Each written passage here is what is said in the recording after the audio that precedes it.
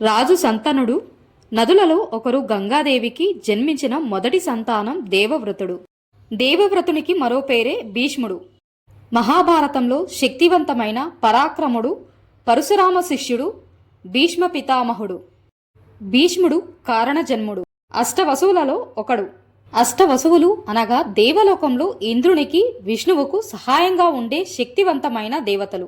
వారి పేర్లు ధర, అనిల, అనల, అహ, ప్రత్యూష, ప్రభాస, సోమ, ధ్రువులు.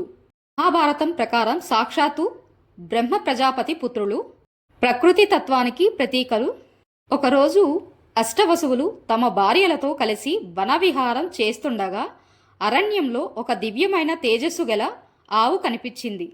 ఆ దివ్యమైన తేజస్సు గల ఆవు వశిష్ఠ మహర్షిదని తెలిసింది.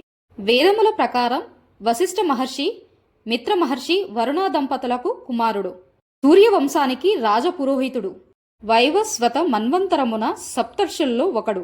పురాణాల ప్రకారం ఒక గొప్ప ఋషి, మహాతపస్సంపన్నుడు. సప్త ఋషులలో వశిష్ఠ మహర్షి కూడా ఒకరు. ఇంద్రుడు వశిష్ఠ మహర్షి యొక్క యజ్ఞాలకు మెచ్చి కామధేనువు పుత్రిక అయిన సబల అనే గోవుని ఇస్తాడు. ఈ గోవు కూడా కామధేనువులాగే తన యజమాని అయిన వశిష్ఠ మహర్షికి ఏది కోరితే అది ఇవ్వగలదు. పరమ పతివ్రత, పతిభక్తి కలిగిన అరుంధతితో వివాహమైంది. వీరికి 100 మంది కుమారులు కెలరు. వశిష్ఠ మహర్షి ఆశ్రమం సరస్వతీ నది తీరాన ఉండేది.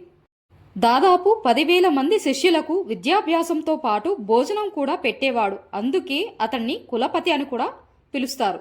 వశిష్ఠ మహర్షి ఆశ్రమంలో ఉండే కామధేనువుని వారు దొంగతనంగా తీసుకుని వెళ్తారు.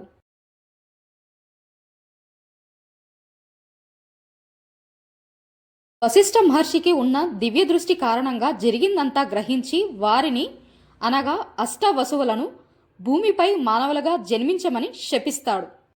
అష్టవసువులు చేసిన పనికి వశిష్ఠ మహర్షిని క్షమించమని వేడుకోగా కామధేనువుని దొంగలించడానికి సహాయం చేసిన 7 వసువులను భూమిపై కొద్ది రోజులు మాత్రమే జీవిస్తారని, కానీ కామధేనువుని తీసుకుని వెళ్ళిన అష్టమ వసువు మాత్రం భూమిపైన చాలా రోజులు అంటే దీర్ఘకాలికంగా ఉండక తప్పదని చెబుతాడు. అలా వారు శాపం గురించి ఆలోచిస్తూ ఉండగా గంగాదేవి వారి వద్దకు వస్తుంది. అష్టవసువులు గంగాదేవిని చూసి మానవ రూపం ధరించి ఎవరైనా రాజును వివాహమాడి తమకు జన్మనిచ్చి పుట్టిన వెంటనే నదిలో పారవేయవలసిందిగా కోరుకుంటారు. జరిగింది తెలుసుకున్న గంగాదేవి వాళ్ళ కోరిన విధంగా జరిగేలా అంగీకరిస్తుంది. ఒకరోజు చంద్రవంశానికి చెందిన ప్రతీపుడు అనే మహారాజు గంగానదిలో సూర్యునికి అర్ఘ్యం సమర్పిస్తుండగా గంగాదేవి అందమైన మానవకాంత రూపం ధరించి వచ్చి ఆయన కుడి తొడ మీద కూర్చుంటుంది. గంగాదేవి ఎక్కడ తనని మోహిస్తుందేమోనన్న భయంతో ఆయన బాధపడి ఆమె ఎందుకు అలా కూర్చుందో అడుగుతాడు. సాధారణంగా కూతుళ్ళు, కోడళ్ళు మాత్రమే అలా కూర్చుంటారు. తనకు కుమారుడు కలిగితే అతన్ని పెళ్లాడవచ్చునని సూచిస్తాడు. మహారాజు మాటలు విన్న గంగాదేవి అక్కడి నుంచి వెళ్ళిపోతుంది. కొంతకాలానికి మహారాజైన ప్రతీపుడికి సంతనుడు అనే కుమారుడు జన్మిస్తాడు. పెరిగి పెద్దవాడైన సంతనుడు ఒకరోజు గంగా తీరంలో విహరిస్తుండగా మానవ రూపంలో ఉన్న గంగాదేవిని చూసి మోహిస్తాడు. ఆమెను పెళ్లి చేసుకోవాలంటే శంతనుడికి కొన్ని షరతులు విధిస్తుంది. షరతు ప్రకారం ఆమెను పెళ్లి చేసుకున్న తర్వాత శంతనుడు ఆమెకు ఏ కారణం చేత కూడా అడ్డు చెప్పకూడదు అనే షరతు పెడుతుంది. అలా ఏ కారణం చేతైనా అడ్డు చెప్పితే ఆమె వెళ్ళిపోతానని షరతు పెడుతుంది. శంతనుడు షరతుకు అంగీకరించి ఆమెను పెళ్లి చేసుకుంటాడు.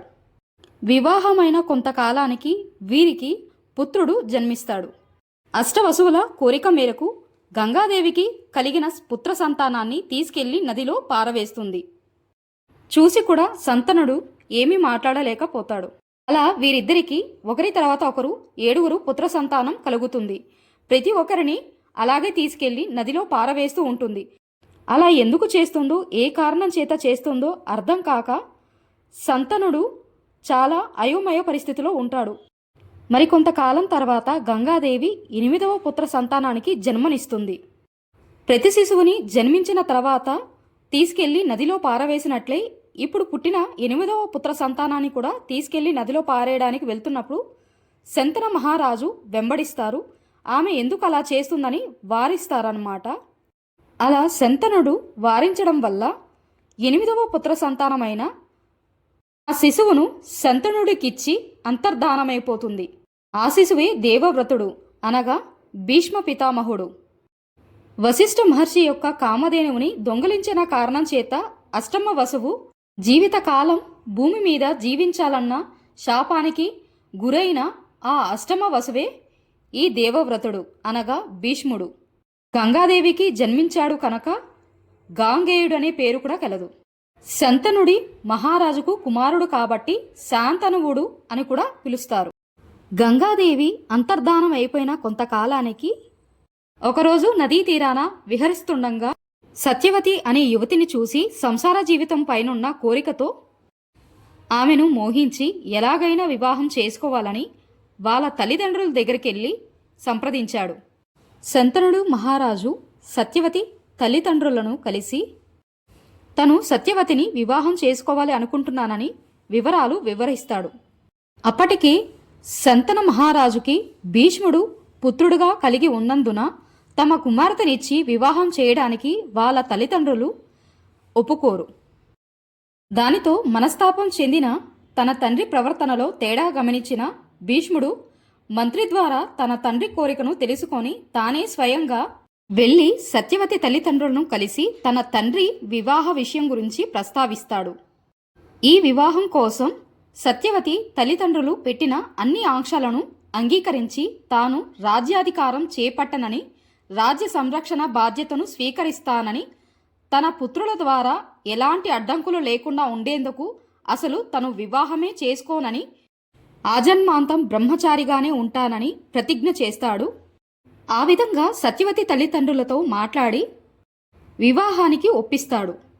తన వివాహం కోసం ఇంతటి త్యాగానికి సిద్ధపడిన పుత్రుణ్ణి చూసి అభినందించి తాను ఎప్పుడు కోరుకుంటే అప్పుడు మరణం సంభవించే ఇచ్చా మరణ వరాన్ని భీష్మునికి ప్రసాదించాడు. అంటే ఎప్పుడైనా ఎక్కడైనా ఏ క్షణానైనా సరే ప్రాణాలు విడిచిపెట్టాలి అనుకున్నప్పుడు మాత్రమే అతనుకు మరణం సంభవిస్తుంది. శంతన మహారాజుని వివాహం చేసుకోక మునుపు సత్యవతికి మరొక కుమారుడు ఉన్నాడు, వ్యాస మహర్షి. తన పినతల్లి అయిన సత్యవతికి సంతానం కలిగి పెరిగి పెద్దవుతారు. కాలక్రమేణా కురుక్షేత్రం మొదలవుతుంది. మహాభారత కురుక్షేత్ర యుద్ధంలో ఒకానొక సమయమున శ్రీకృష్ణుడు భీష్ముడు చేసిన తప్పుల గురించి తనకి తెలియజేస్తాడు. దానితో భీష్ముడు తన జీవితంలో చేసిన కొన్ని తప్పులు గుర్తు చేసుకుంటూ తన అధికారాన్ని దుర్వినియోగం చేసి గాంధారిని ధృతరాష్ట్రుడితో వివాహం చేసుకోమని బలవంతం చేశానని, అలాగే కాశీ రాజకుమార్తెలైన అంబిక, అంబాలికలను తెచ్చి విచిత్ర వీర్యులకు ఇచ్చి వివాహం చేశాడు. అష్టమ వసువుగా ఉండి కూడా వశిష్ఠ మహర్షి యొక్క కామధేనువుని దొంగలించి మరో తప్పు చేశానని, ఈ కారణంగా తను మానవ రూపంలో జన్మించాల్సి వచ్చింది.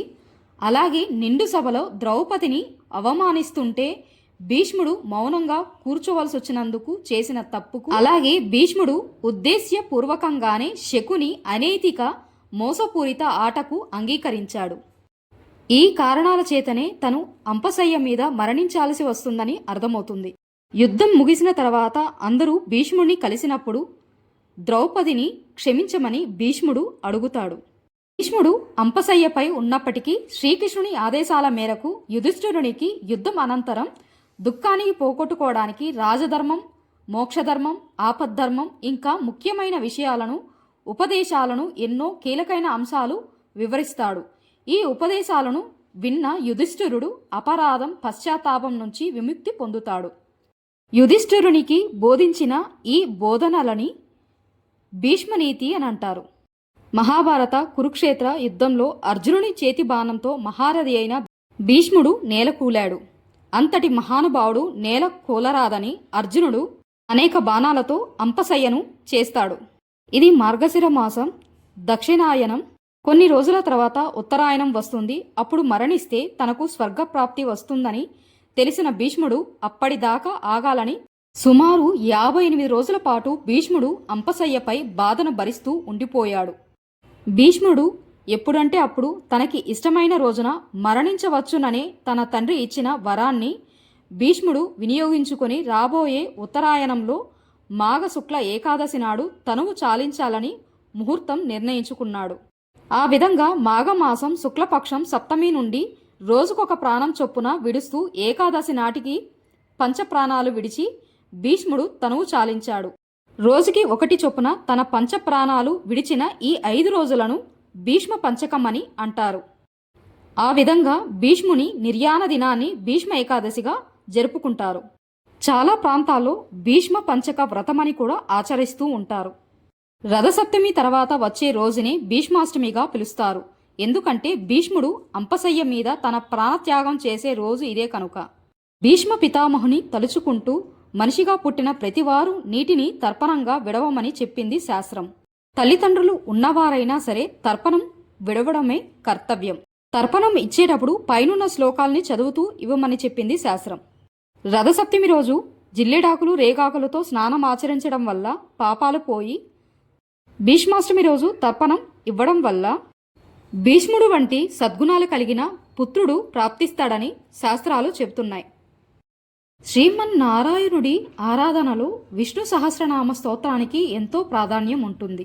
కురుక్షేత్ర యుద్ధ సమయంలో అంపశయ్య మీద ఉన్న భీష్ముడు మహావిష్ణువు అవతారమైన కృష్ణుణ్ణి ఎంతో గొప్పగా కీర్తిస్తూ 1000 నామాలతో స్తోత్రం చేస్తాడు. ఈ 1000 నామాలని విష్ణు సహస్రనామ స్తోత్రమని అంటారు. విష్ణు సహస్రనామం చదివేటప్పుడు ఇందులో భీష్మ ఉవాచ అని ప్రత్యేకమైన ప్రస్తావన వస్తుంది. చాలా ప్రాంతాలలో ఈ రోజుని విష్ణు సహస్రనామ జయంతిగా కూడా జరుపుకుంటారు. భీష్ముడు శ్రీకృష్ణుణ్ణి వివిధ నామాలతో స్తోత్రం చేస్తున్నంతసేపు కృష్ణుడు, పాండవులు, వ్యాస మహర్షి తదితరులు శ్రద్ధగా విన్నారు. అంతా అయిపోయాక నామాలను గ్రంథస్థం చేస్తే బాగుండేదేమో అని ఆలోచన వచ్చిందట. అప్పుడు శ్రీకృష్ణుణ్ణి సలహాతో సహదేవుడు ఈశ్వరుణ్ణి పూజించి స్ఫటికను పొంది దాని సాయంతో ఆ నామాలను మళ్ళీ మళ్ళీ వినిపించేలా చేస్తే వ్యాస మహర్షి వాటిని లిఖించి అందరికీ అందేలా చేస్తాడు. ఆ విధంగా మనకు విష్ణు సహస్రనామాలు అందుబాటులోకి వచ్చాయి. ఓం నమో భగవతే వాసుదేవాయ. ఛానల్ని మొదటిసారి విజిట్ అయినట్లయితే ఛానల్ని సబ్స్క్రైబ్ చేసుకోండి. వీడియోని లైక్ చేయండి. వీడియో ఎలా ఉందో కమెంట్ రూపంలో తెలియజేయండి. వీలైనంత మందికి షేర్ చేయండి. Thanks for watching.